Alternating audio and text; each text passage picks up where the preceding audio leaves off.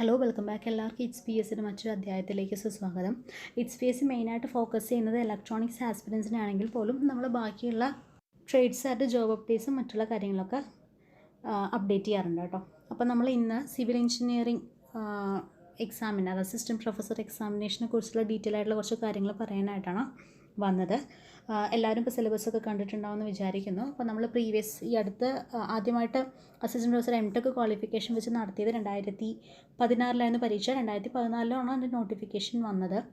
അപ്പോൾ അതിൻ്റെ കുറിച്ചുള്ള ഡീറ്റെയിൽസ് ആയിട്ടുള്ള കാര്യങ്ങളാണ് നമ്മളിന്ന് പ്രധാനമായിട്ടും പറയുന്നത്. അപ്പോൾ ഇത്തവണ വന്നിരിക്കുന്ന കാറ്റഗറി നമ്പർ 722/2021 ഇപ്പോൾ വന്നിരിക്കുന്നത്. ടെക്നിക്കൽ എഡ്യൂക്കേഷൻ ഡിപ്പാർട്ട്മെൻറ്റാണ്. അതുപോലെ നമ്മളുടെ കേരളത്തിലുള്ള എഞ്ചിനീയറിംഗ് കോളേജിലേക്കുള്ള എല്ലാ എഞ്ചിനീയറിംഗ് കോളേജിലേക്കും സ്റ്റേറ്റ് വൈഡ് ആയിട്ടുള്ള ലിസ്റ്റ് ആയിരിക്കും വരിക. കേരള സ്റ്റേറ്റിലുള്ള മൊത്തം എഞ്ചിനീയറിംഗ് കോളേജിലേക്കുള്ള ഗവൺമെൻറ് എഞ്ചിനീയറിംഗ് കോളേജിലേക്ക് വേണ്ടിയിട്ടുള്ള അസിസ്റ്റൻറ്റ് പ്രൊഫസർ നിയമനമാണ് ഇതിലിവർ നടത്തുന്നത്. അപ്പോൾ ഇതിൽ കഴിഞ്ഞ തവണ എത്രത്തോളം അഡ്വൈസ് പോയിട്ടുണ്ട്, കഴിഞ്ഞ തവണ ഇപ്പോൾ ഏതുവരെ ഇതിൻ്റെ അഡ്വൈസ് വന്ന ലാസ്റ്റ് ഡേറ്റ് എന്താണ്, കട്ട് ഓഫ് എന്താണ്, മാക്സിമം മാർക്ക് എത്രയായിരുന്നു, അങ്ങനെയൊക്കെയാണ് നമ്മൾ ഇതിൽ ചർച്ച ചെയ്യാനായിട്ട് പോകുന്നത്. അപ്പോൾ അസിസ്റ്റൻറ്റ് പ്രൊഫസർ സിവിൽ എന്നുള്ള തസ്തിക ആദ്യമായിട്ട് MTech വെച്ച് ചെയ്തത് 543/2014 എന്ന കാറ്റഗറി നമ്പർ മുതലാണ്. അത് കഴിഞ്ഞ് പിന്നെ ഇപ്പോൾ രണ്ടാമത്തെയാണ് MTech വെച്ച് ക്വാളിഫിക്കേഷനുള്ള ആൾക്കാർക്ക് വേണ്ടിയിട്ട് ഈ അസിസ്റ്റൻറ്റ് പ്രൊഫസർ നടത്തുന്നത്. മുമ്പ് BTech മതിയായിരുന്നു. അപ്പോൾ ഇതിൽ ഇപ്പോൾ ആൻറ്റിസിപ്പേറ്റഡ് വേക്കൻസിയാണ്. അപ്പോൾ എത്രയെന്നൊന്നും പറഞ്ഞിട്ടില്ല. അപ്പോൾ ഇതിൻ്റെ റാങ്ക് ലിസ്റ്റ് വന്നത് 6/9/2018 റാങ്ക് ലിസ്റ്റ് വന്നത്. എക്സാം നടത്തിയിട്ടുണ്ടായിരുന്നത് 27/10/2016 2016 കഴിഞ്ഞ് 2 വർഷം കഴിഞ്ഞതും റാങ്ക് ലിസ്റ്റ് വന്നു. ഇതിൻ്റെ ലാസ്റ്റ് അഡ്വൈസ് പോയിരിക്കുന്നത് 13/9/2021 കഴിഞ്ഞ കൊല്ലം സെപ്റ്റംബർ 13 ലാസ്റ്റ് അഡ്വൈസ് പോയിരിക്കുന്നത്. അതുകൊണ്ട് ക്യാൻസൽ ചെയ്തിട്ടില്ല അതുവരെയുടെ ലിസ്റ്റുകൾ. 43 അഡ്വൈസുകളാണ് ഇതുവരെ പോയിരിക്കുന്നത്. 43 അഡ്വൈസുകൾ പോയിട്ടുണ്ട്. പിന്നെ ഇതിൻ്റെ കട്ട് ഓഫ് മാർക്ക് കഴിഞ്ഞതാണ് വന്നിട്ടുണ്ടായിരുന്നത് 33.67 ആയിരുന്നു. ചെറിയ കട്ട് ഓഫാണ്, പക്ഷെ അതുപോലെ നല്ല ടഫായിട്ടുള്ള പരീക്ഷയായിരുന്നു. നമുക്കറിയാം അത് സിലബസ് കാണുമ്പോൾ തന്നെ എത്രത്തോളം വാസ്റ്റാണ്, എത്രത്തോളം പഠിക്കണം എന്നുള്ള അറിയാം. BTech ഫുള്ളായിട്ട് ഒന്നുകൂടെ നമ്മൾ പഠിച്ചെടുക്കേണ്ടതായിട്ടുണ്ട്. 49 പേരായിരുന്നു മെയിൻ ലിസ്റ്റിലുണ്ടായിരുന്നത്. അതിലിപ്പോൾ 43ഓളം അഡ്വൈസ് വന്നിട്ടുണ്ട്. പിന്നെ നമ്മളിൽ പറയാനായിട്ടുള്ളത് ഇതിൽ എങ്ങനെയാണ് തിരഞ്ഞെടുപ്പ് നടക്കുന്നത്. ഒരു 100 മാർക്കിൻ്റെ ഒരു 1.25 മണിക്കൂറിലുള്ള പരീക്ഷ നടത്തും. അതിൽ ഓരോന്നിനും ഓരോ മാർക്കായിരിക്കും. അതിൽ ഒന്ന് തെറ്റിക്കഴിഞ്ഞാൽ നമുക്ക് 1/3 മാർക്ക് നമ്മളുടെ പോകും. 100 മാർക്കിൽ 100 ശരിയായി കഴിഞ്ഞാൽ 100 മാർക്ക് കിട്ടും. ഇല്ലയെന്നുണ്ടെങ്കിൽ അതിൽ എത്ര നമ്മൾ തെറ്റിക്കുന്നു അതിനനുസരിച്ച് നമ്മൾ 1/3 മാർക്ക് നമ്മുടെ ആ കിട്ടിയ മാർക്കിൽ നിന്ന് റെഡ്യൂസ് ചെയ്യും. പിന്നെ അത് സ്റ്റേറ്റ് വൈഡ് ലിസ്റ്റാണെന്ന് നമ്മൾ പറഞ്ഞു. നമ്മൾ ഇവിടെ ഈ 100 മാർക്കിൻ്റെ പരീക്ഷ എന്ന് പറഞ്ഞാൽ 2 ആയിട്ട് ഡിവൈഡ് ചെയ്തിട്ടുണ്ട്. ഒന്ന് ബേസിക്സും മാത്തമാറ്റിക്സും അതുപോലെ തന്നെ ബാക്കിയുള്ള എല്ലാ ട്രേഡിൻ്റെയും ബേസിക്സ്. നിങ്ങൾ സിവിലാണെങ്കിൽ കമ്പ്യൂട്ടർ സയൻസ്, അതുപോലെ മെക്കാനിക്കൽ, ഇലക്ട്രിക്കൽ, ഇലക്ട്രോണിക്സ്, അങ്ങനെയുള്ള എല്ലാ ബാക്കിയുള്ള ട്രേഡുകളുടെ എല്ലാം ബേസിക് ആയിട്ടുള്ള നോളേജ് നിങ്ങൾക്ക് ഈ ഒരു ഫസ്റ്റ് പാർട്ട് എയിൽ നമ്മൾക്ക് ചെക്ക് ചെയ്യാണ് ചെയ്യുക. പിന്നെ പാർട്ട് B ആണ് നമ്മുടെ സ്വന്തം സബ്ജക്റ്റുകളൊക്കെ വരിക കേട്ടോ. നമ്മുടെ സിവിലായിട്ടുള്ള ഫുൾ സിവിലായിട്ട് ചോദിക്കുന്നത് പാർട്ട് B ആണ്. രണ്ടിലും ഒരുപോലത്തെ നമ്മൾ മാർക്ക് സ്കോർ ചെയ്യേണ്ടതായിട്ടുണ്ട്. അപ്പോൾ ഇതിൽ 100 മാർക്കിൻ്റെ പരീക്ഷ നമ്മൾ എഴുതി കഴിഞ്ഞാൽ നമ്മൾ മാർക്ക് വേണ്ട ക്വാളിഫയിങ് മാർക്ക് ഉണ്ടെന്നുണ്ടെങ്കിൽ, അതായത് കട്ട് ഓഫ് കടന്നുണ്ടെങ്കിൽ നമ്മുടെ ഡോക്യുമെൻറ്റ്സൊക്കെ അവർ വെരിഫൈ ചെയ്യും.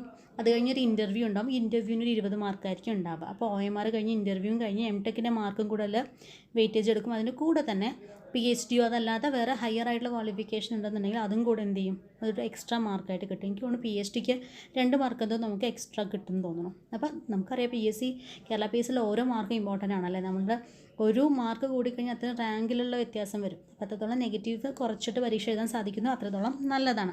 2014 വിളിച്ചിട്ട് 2016 എക്സാം നടന്നു, അതായത് 2 വർഷത്തെ ഗ്യാപ്പിൽ. അപ്പോൾ അതുപോലെ 2021 വിളിച്ചിട്ട് 2023 പരീക്ഷ നടക്കാം, ചിലപ്പോൾ അതിനേക്കാളും മുമ്പ് നടക്കാം. നമുക്ക് കറക്റ്റായിട്ട് 2 വർഷം എന്ന് പറയാൻ പറ്റില്ല. അപ്പോൾ എന്തൊക്കെയായാലും ശരി, നിങ്ങൾ ഇന്ന് മുതൽ തന്നെ എക്സാമിന് വേണ്ടിയുള്ള പ്രിപ്പറേഷൻ സ്റ്റാർട്ട് ചെയ്യുക. എന്താ നിങ്ങളുടെ കയ്യിലിപ്പോൾ ഒരു സിലബസ് ഉണ്ട്.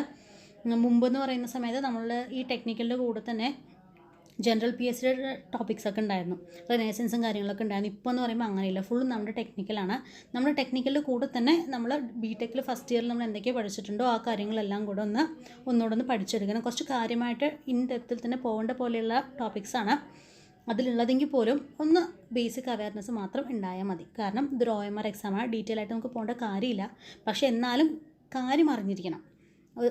ഒരു ടോപ്പിക്ക് നമ്മൾ എടുക്കുന്ന സമയത്ത്, അതായത് ബേസിക്സിൽ നമ്മൾ ബേസിക് ഇലക്ട്രോണിക്സ് എന്നൊരു കാര്യം എടുക്കുന്ന സമയത്ത് അതിലിപ്പോൾ ജസ്റ്റ് ഫുൾ വേ റെക്ടിഫയർ എന്ന് മാത്രമേ തന്നിട്ടുണ്ടാവുള്ളായിരിക്കും. പക്ഷേ അതിൽ റെക്ടിഫയറിനെ കുറിച്ച് മുതലുള്ള കാര്യങ്ങൾ വരണം. കാരണം എന്താണ് അവിടെ നിന്ന് ചോദിക്കുക എന്നുള്ളത് പറയാൻ പറ്റില്ല. അപ്പോൾ ഇൻഡെപ്തായിട്ട് നോളേജ് വേണ്ട എന്നും പറയുന്നില്ല, പക്ഷേ എന്നാലും നമ്മൾ സർഫസ് ലെവലെങ്കിലും മിനിമം നമ്മൾ പഠിച്ചിട്ട് പോകണം.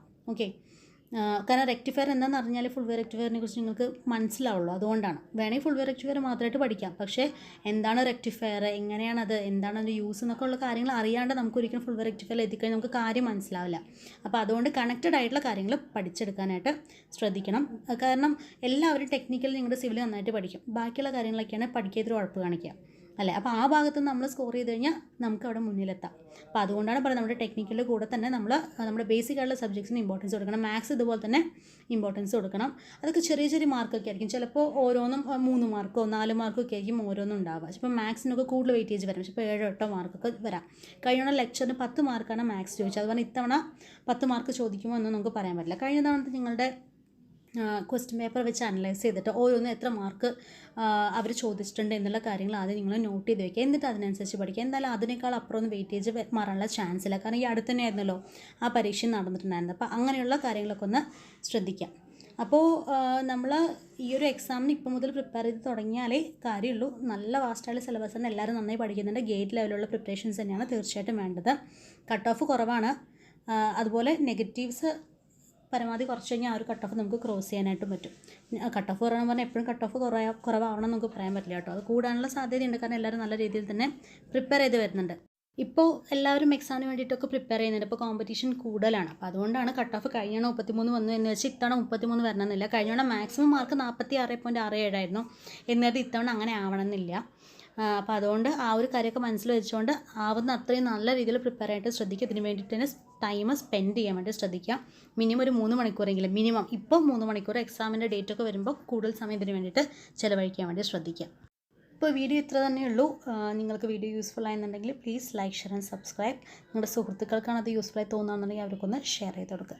അപ്പോൾ മറ്റൊരു യൂസ്ഫുൾ ആയിട്ടുള്ള വീഡിയോ ആയിട്ട് വീണ്ടും കാണാം. അതുവരേക്കും താങ്ക് യു. ഈ കാര്യങ്ങളിലൊക്കെ തന്നെ മനസ്സിൽ ഉണ്ടായിരിക്കണം.